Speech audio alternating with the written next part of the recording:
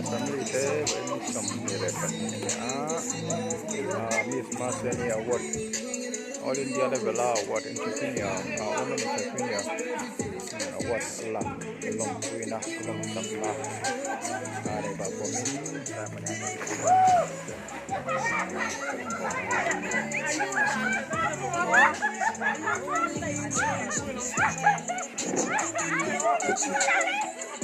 tapi siapa ni dah macam tu macam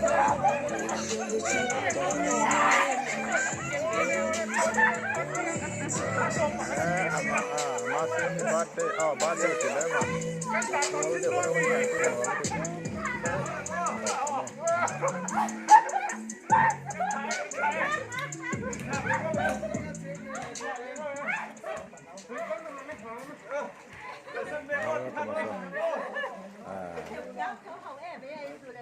miril te po ampai ulukat mai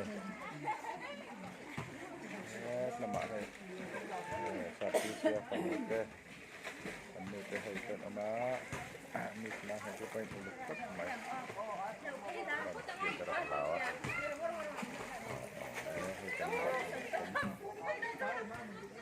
Salma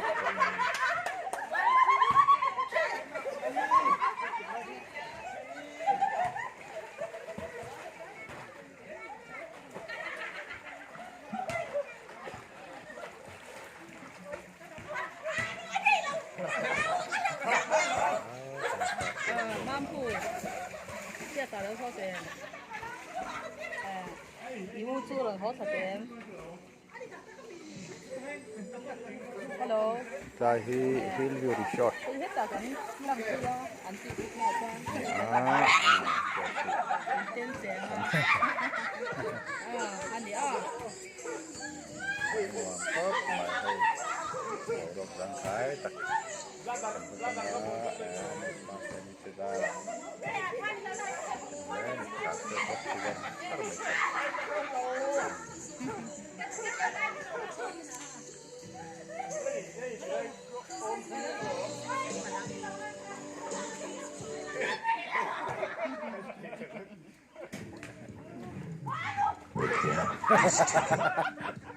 The stakes are high.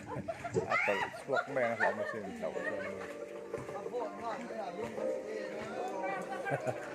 Mapi rendah tu kalau udah lolos, lagi.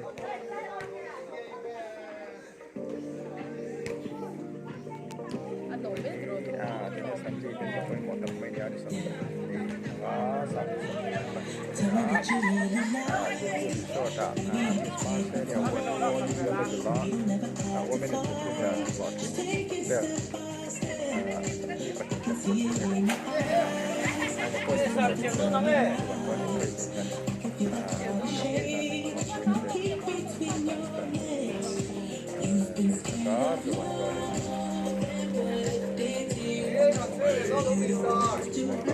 Wah,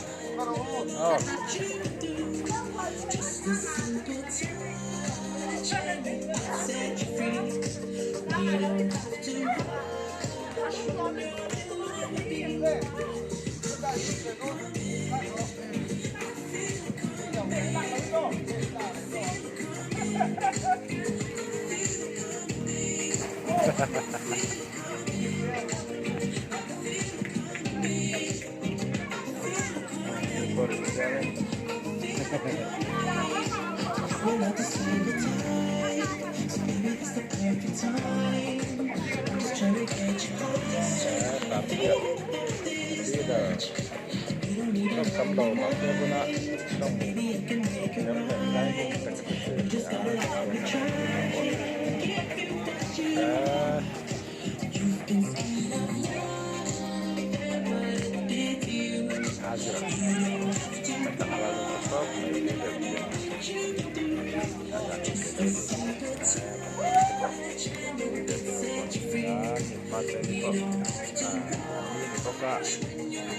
ai ai thì đầu tóc mày